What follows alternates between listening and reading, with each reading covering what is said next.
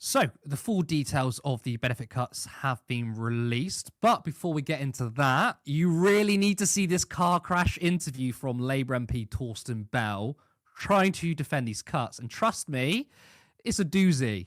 In the meantime, some young people are going to be living on around £70 a week. No, people with significant disabilities will be protected.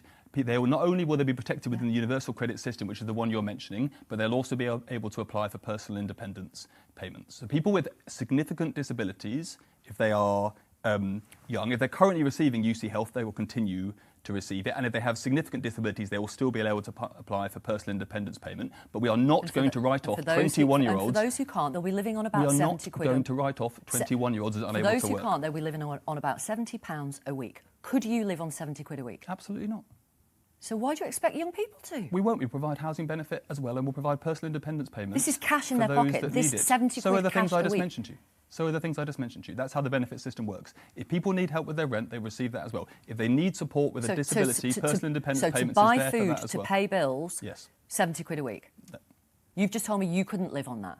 Well, no, I have a mortgage to pay because of the current situation. But what I'm saying to you, and the benefit system exists to provide housing benefit support for young people as well. But what I'm saying to you is the current system is a disaster for those young people. And, you know, it's all well and good to say you don't like every aspect of these changes, but what you are defending is a Tory system. I'm not defending anything. No, I'm asking you questions about your absolutely, plans. and that's your job. But I sat in the chamber today and heard people say I'm worried about this aspect of the change, but there's not enough focus on the disaster that is happening in our country today. We are seeing much faster growth in claims for disability benefits than we are seeing actual levels of disability, particularly for young people. Well, no, I have a mortgage. How can you not look at this and come away thinking he isn't a sociopath? Now, Torsten in particular, I mean, he's very interesting because despite defending these cuts in the worst possible way, might I add, he was rigorously against it before becoming an MP. So what you can see on your screen is a thread explaining how benefit cuts are bad for the economy. And this tweet in particular makes it very clear what his position was. This is terrible macroeconomics, just as now is exactly the wrong time to be raising taxes and weakening the recovery. It's an awful time to be taking £8 billion out of the economy by cutting benefits, reducing incomes for the households that actually spend it. Now, to make things worse, he's also attacked John McDonnell.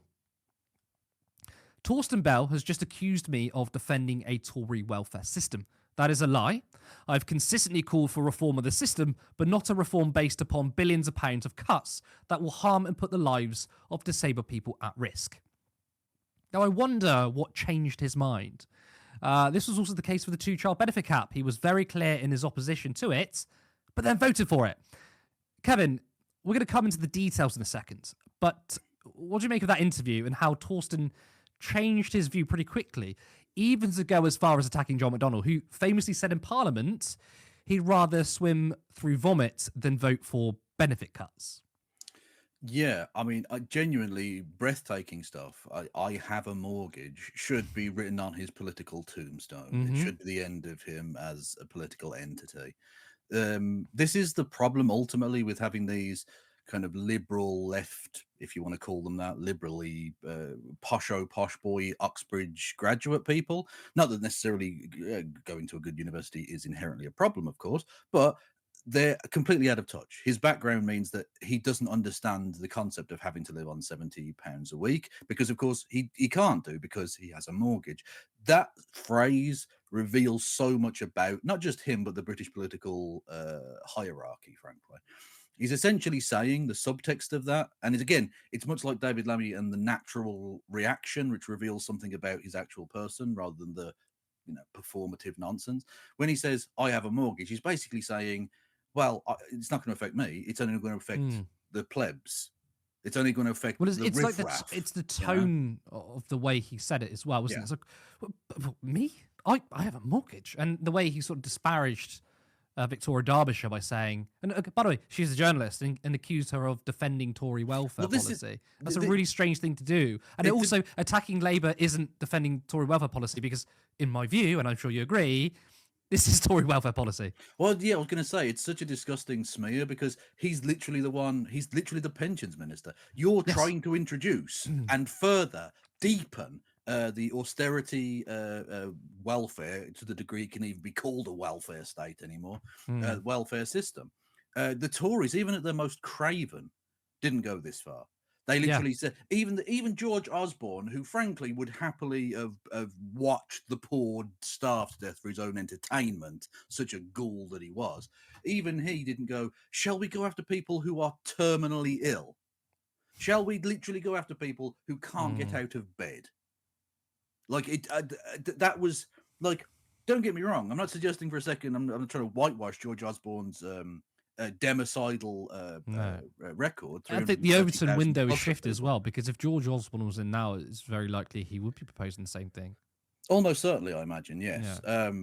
But again, what you need, and this is unfortunately the ratchet effect, isn't it? That what you need is the Labour Party to actually push back on this, and not just push it back to the position it was, but hopefully further to the left. Whereas actually what they do is just keep it virtually in the same place. So when the Tories get in, the axis of gravity has been pulled further and further and further right, to the point where you're in this situation now where essentially there's little to any difference whatsoever between the Conservative Party and the Labour Party. Like, I have been predicting the death of the Conservative Party for a while now, and whilst the official Conservative and Unionist Party are dead and will be swept away within the next couple of general elections, their spirit lives on. Yeah, but with red rosettes. It doesn't matter which political party dies if conservatism moves on. You know? Exactly, yeah. That's why, celebrating the downfall of the Conservative Party doesn't hit the same as it used to. I would have absolutely loved it and cherished it when Jeremy Corbyn was leader, because it was defeating the Tory party and conservatism. But I'm not particularly I don't really care actually about the Tory party, whether they die or not, because you're right, it lives through the Labour Party and it lives through reform. Sorry, it's our entire political consensus. The Conservatives have won. They've won bigly. Yeah, well, I've said this before, and Torsten Bell plays into this. This is class war. This is class war that's taking place before our very eyes. It's the upper class engaging in an offensive and offensive action against the working class. And like you say, they've won because the institutions are all entirely run by other posho Oxbridge graduates like Torsten Bell. And it doesn't matter how well-intentioned you may have been outside of Parliament, if you're just going to buy into the exact same paradigm, all you're going to do is further and further and further the destruction of anything, any semblance of national cohesion. He's the new Tristram Hunt. Definitely it certainly rhymes with that, yeah. And I remember Tristram, he said a few years ago, he said the 1% should be leading the Labour Party. Just he got his wish. He got his wish. Let's get into the details, though, of the welfare cuts.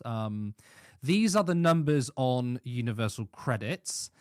So the health top-up will be denied to under 2022s to prevent a direct path from education to benefits. The top-up will also be cut for new claimants from £97 to £50 per week by 2026-27, a major cut.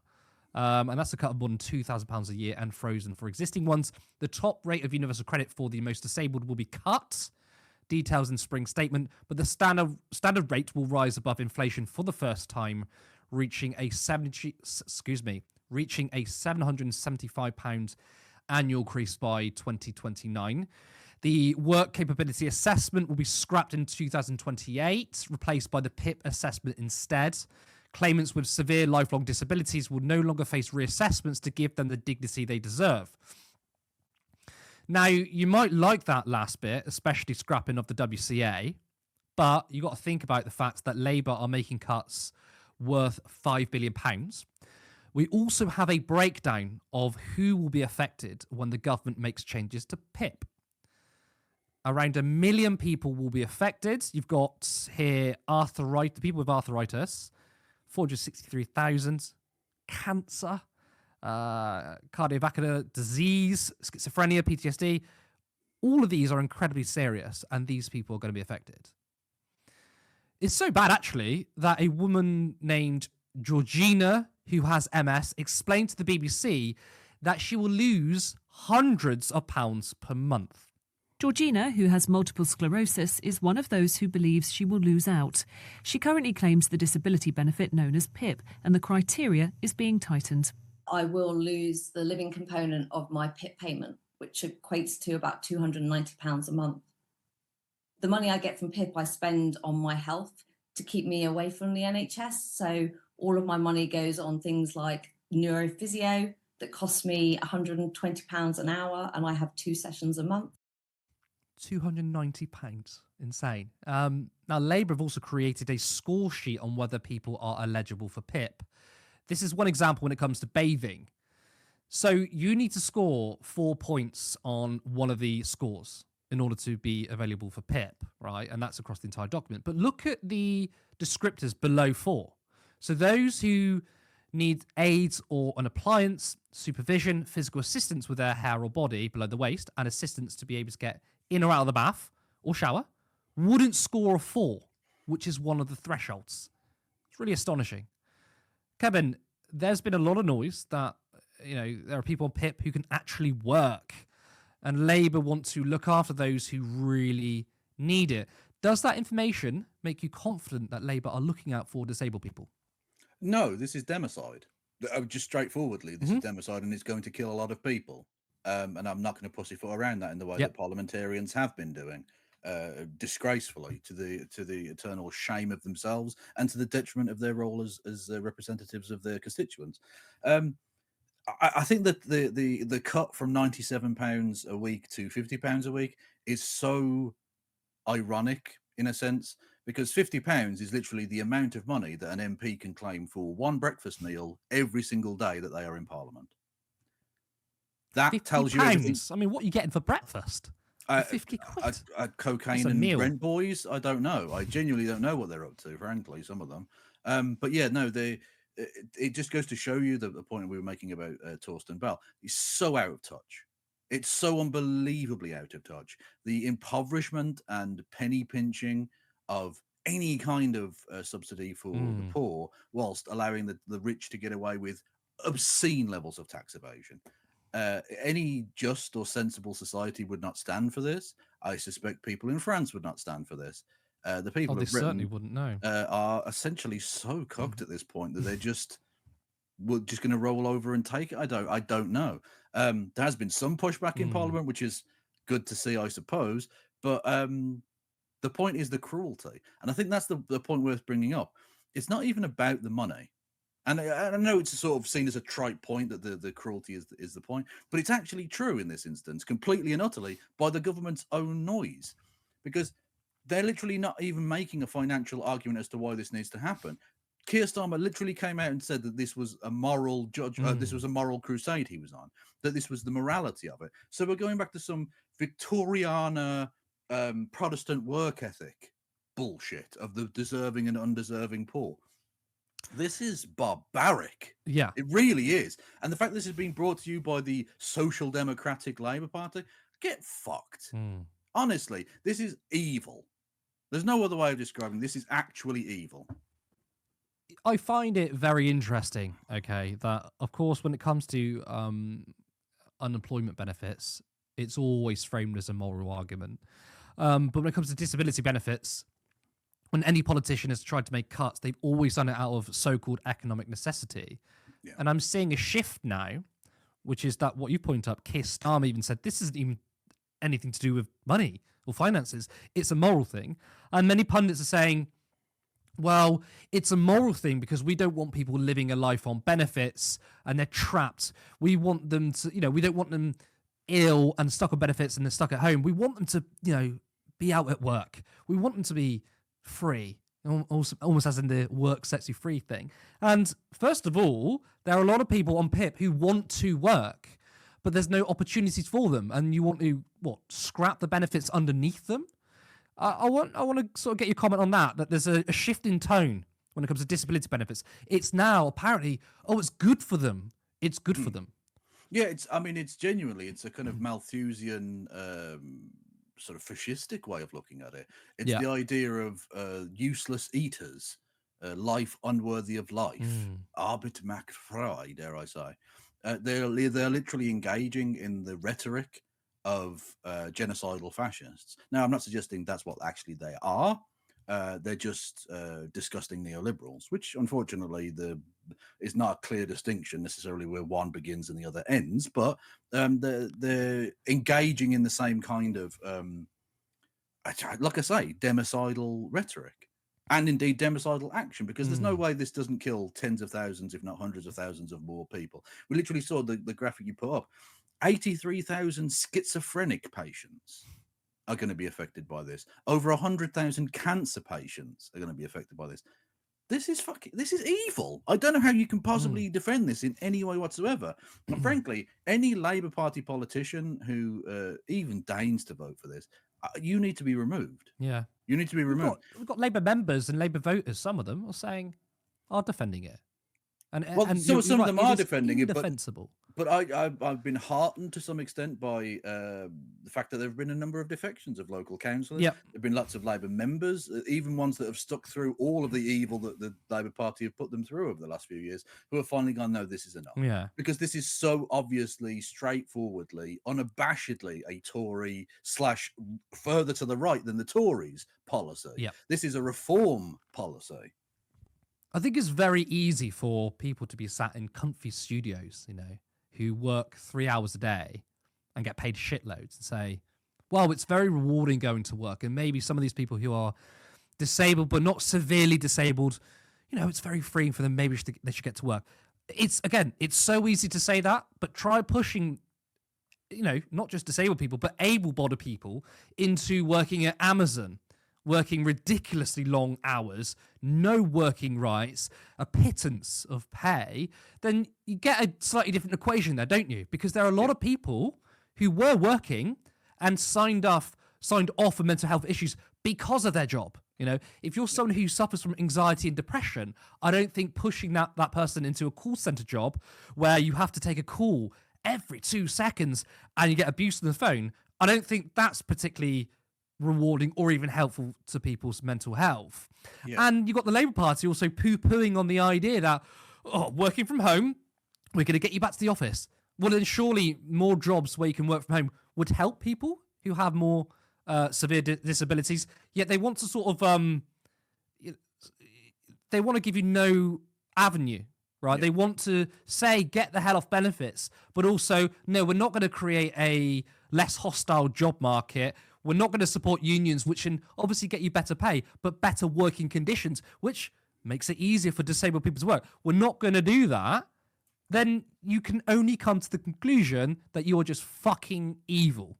Yeah, absolutely. Yeah. The workforce participation rate of people with disabilities would be significantly higher if we hadn't had the last 40 plus years now of neoliberal, late stage capitalist hell.